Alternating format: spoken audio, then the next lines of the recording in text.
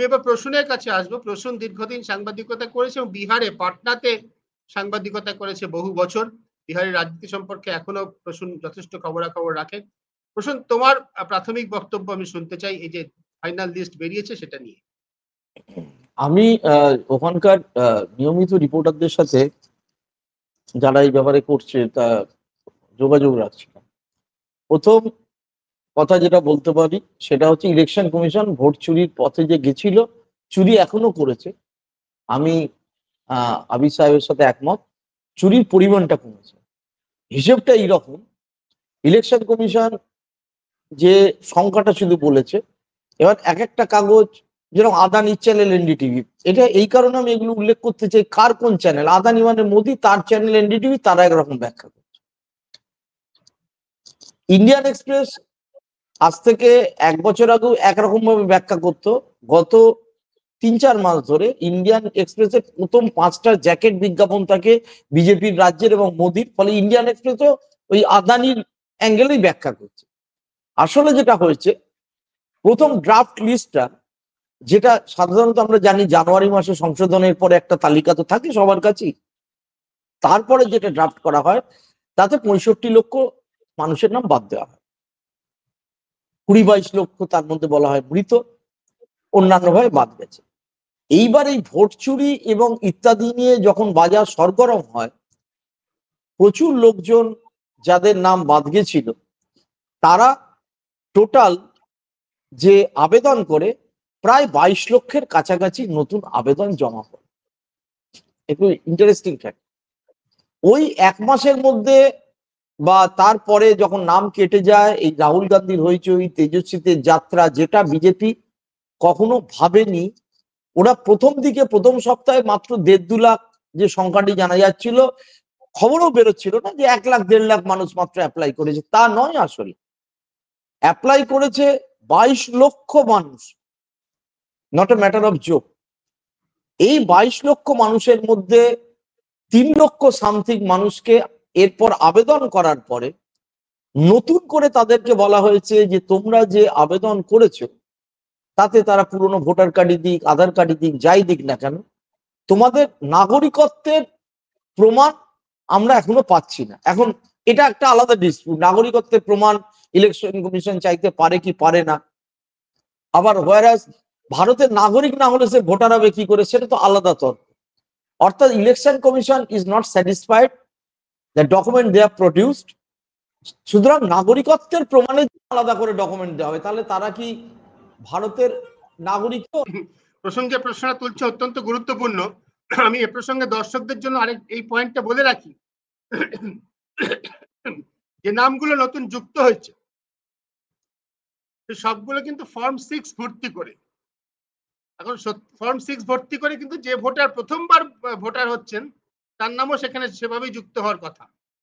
ফলে আমরা কিন্তু এখনো সাংবাদিকরা বা দেশে মানুষ, রাজনৈতিক দলগুলো কাটতে গিয়ে না এই ফিগারটা পাইনি। প্রশ্ন 1 মিনিট, আমরা এই ফিগারটা আমরা পাইনি যে নতুন নাম যুক্ত হয়েছে তার মধ্যে কতগুলি নাম আগেকার তালিকায় ছিল, বাদ পড়ে গেছিল আবেদন করার ফলে। আমি পরিষ্কার করে দিচ্ছি, আর কতগুলো নাম সত্যি সত্যি নতুন ভোটার প্রথম 18 না না না না না, এইটা মিথ্যে কথা বলছে। এইটা যে চ্যানেল এবং এরা বলছে মিথ্যে কথা বলছে। প্রথম যে ড্রাফট লিস্ট প্রকাশিত হয় সেই ড্রাফট লিস্টেই 18 বছরের, এর মধ্যে পরিষ্কার করে কথা কিন্তু সব বিজেপি ষড়যন্ত্র করছে তা না, এর মধ্যে অনেক গন্ডগোলকারী কথাবার্তা এই সিপিএম এর লিবারেশন, কংগ্রেস বা এরাও বলছে। প্রথম আমি সব পক্ষে পরীক্ষা করে কথাবার্তা বলেছি। প্রথম যে ড্রাফট লিস্ট প্রকাশিত হয় তাতে যারা 18 বছরের ওপর এবার নতুন ভোটার হলো তাদের নাম ছিল, যারা অ্যাপ্লাই করেছিল তাদের নাম ছিল, কারণ তাদের তো অ্যাপ্লাই করারই কথা। বাড়ি বাড়ি যখন নেওয়া হচ্ছে বা তারা যাচ্ছে কাগজ ফর্ম ফিল আপ করেছে তাদের নাম ছিল, তারা তখনই যাদের ঢোকার কথা ঢুকে গেছে। এই হইচই হওয়ার পরে এই 22 লাখ লোক নতুন করে কাগজপত্র জমা দিয়েছে। সেই 22 লাখ লোকের মধ্যে ওরা বলছে 3 লাখ সামথিং কে আমরা নতুন করে জানতে চেয়েছি যে তোমাদের কিছু কিছু ঘাটতি আছে। 1 লাখ প্লাস 1.5 লাখ লোককে আউটরাইট রিজেক্ট করেছে, আর 18 লাখ লোককে নতুন করে ঢোকানো হয়েছে। এরপরে সংখ্যাটা আসছে যে তাহলে মৃত কত।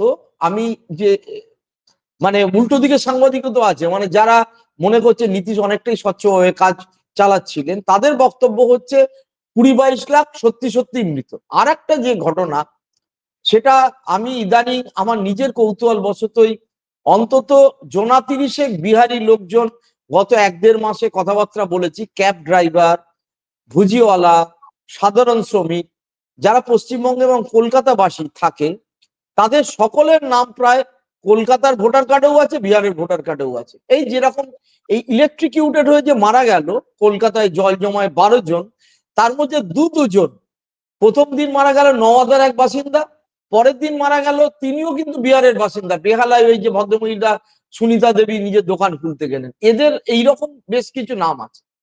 তা সত্ত্বেও আমি বলবো বেশ কয়েক লক্ষ নাম কিন্তু ইলেকশন কমিশন বাদ দিয়েছে। এবং যেটা হয়েছে, বিজেপি এবং আরএসএস ভাবতে পারেনি এত সংখ্যক নাম কিন্তু আলটিমেটলি ইনক্লুডেড হবে। যে কারণে যত দিন যাচ্ছে তত তারা প্যানিকি হচ্ছে। এই এনডিএ এর অভ্যন্তরে যে ঝামেলা বেঁধেছে, সম্রাট চৌধুরীকে নিয়ে আর.কে সিংকে বলছে, যিনি পাওয়ার মিনিস্টার ছিলেন, এককালের সেন্ট্রাল সেক্রেটারিয়েট ছিলেন, আইএস ছিলেন, পিএমও তে ছিলেন, তারা বলছে না আমরা বলবো না। কালকে দেখলাম অশ্বিনী চৌবে নিজেও বলতে শুরু করেছে। বিজেপির অভ্যন্তরে যে ঘাবড়াহাট, সেইটার কারণ তারা পরিষ্কারভাবে বলতে পারছে না যে সত্যি সত্যি তারা যে নামগুলো বাদ দিয়েছিল তাতে তাদের কতটা অ্যাডভান্টেজ পজিশনে তারা গেছে। তবে একথা সত্য, ইলেকশন কমিশনের এই তালিকাতেও অস্বচ্ছ, এবং তারা যে অত্যন্ত পরিকল্পনা মাফিক প্রায় 40-45 লাখ লোকের নাম বাদ দিয়েছিল, সেখানে যদি 18 লাখ ফিরেও আসে, এখনো বেশ অনেক নামই কিন্তু তারা বাইরে রাখতে সক্ষম হয়েছে। এবার সেই লোকগুলো, আমি কথা বলে যে দুটো জিনিস বুঝতে পেরেছি, দুরকম আছে। এক, বেশ কিছু লোকের নাম পশ্চিমবঙ্গে প্রায় 1.5 কোটির উপরে হয়তো দেখা যাবে বিহারি ভোটারের নাম আছে, অনেকেই আর ওখানে গিয়ে নতুন করে নাম তুলতে রাজি হয়নি। এক, আর একটা যেটা বলছে যে যেহেতু গরিব পরিযায়ী শ্রমিক কথাটা আমরা খুব সহজে আজকাল ইমিগ্রেন্ট লেবার, ইমিগ্রেন্ট এরা আমেরিকা থেকে যে কথাটা এসছে, এই শ্রমিকরা আগেও অন্য জায়গায় কাজ করতে যেত, এখনো যায়, হয়তো বেশি যায় কম যায়। তারা যেহেতু সবাই ছট পুজোর সময় যাবে, অনেকেই আর গিয়ে তাদের অবজেকশন কিন্তু তাদের পক্ষে দুবার করে গিয়ে বিহারে নতুন করে অবজেকশন দিয়ে নাম তোলা সম্ভব হয়নি। এইরকম কিন্তু সংখ্যাটাও একটা বড় পরিমাণে আছে। এবং সেই মহিলারাও আছেন। আগেকার দিনে যে বিহারের যে সিচুয়েশন ছিল, যে মহিলারা ঘরে থাকতো আর পুরুষ মানুষটি বাইরে বাইরে কাজ করত, সেই অবস্থা কিন্তু নেই। সেই অবস্থা কিছুটা পরিবর্তন হয়েছে। ঠিক আছে,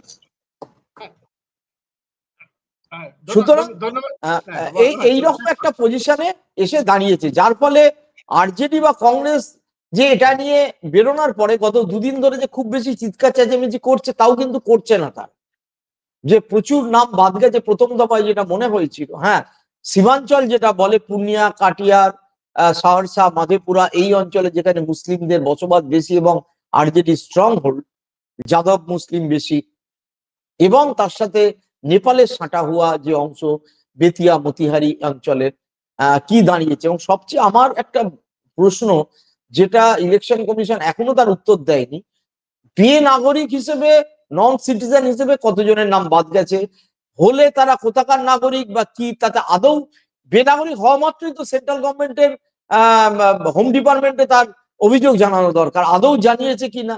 এই জায়গাগুলো কিন্তু সম্পূর্ণ ধোঁয়াশায় রাখা হয়েছে, যেভাবে বিজেপি রাখে ঠিক সেই কাজ।